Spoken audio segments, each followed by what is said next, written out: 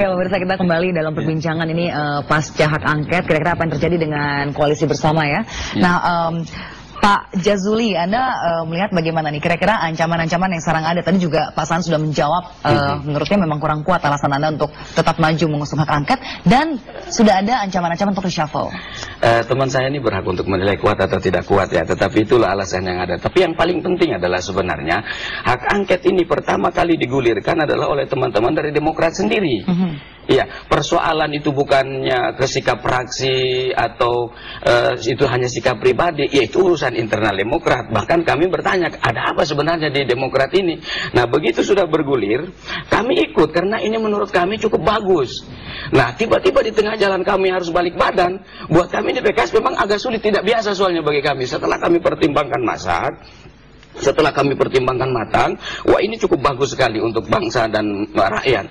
Oleh karena itu, jadi kami susah untuk balik badannya. Itu yang pertama. Yang kedua, jadi kalau kita ibaratkan koalisi ini sebagai bangunan rumah tangga, ketika ada isu seorang suami tidak menyampaikan seluruh uangnya kepada keluarganya, istri yang arif adalah dia harus bertanya dulu, meneliti dengan bagus.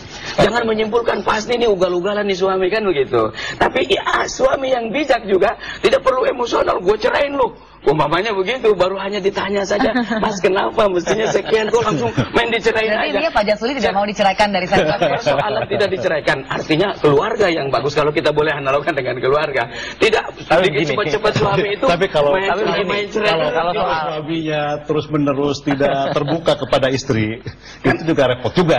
Jadi jangan sampai begini. Ini ibarat Pak Burhanuddin, kita kasih kesempatan. Ya, ini ibarat rumah tangga. Setgap ini mengubar aib internal rumah tangganya ke depan publik, dan bukan sekali dua kali, terlalu sering, sampai kemudian banyak yang mengatakan pondasi bangunan rumah tangga Setgap itu terlalu lemah karena masing-masing punya kepentingan yang berbeda-beda.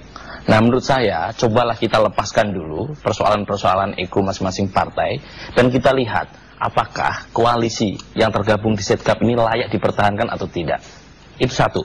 Yang kedua, pasca angket kita bisa melihat ya pertarungan di internal Setgap yang makin kencang soal reshuffle, dan bukan hanya dari Demokrat yang mengusulkan soal perlunya reshuffle, tapi juga dari partai-partai mitra koalisi lainnya seperti P3, PKB, dan PAN yang selama ini terutama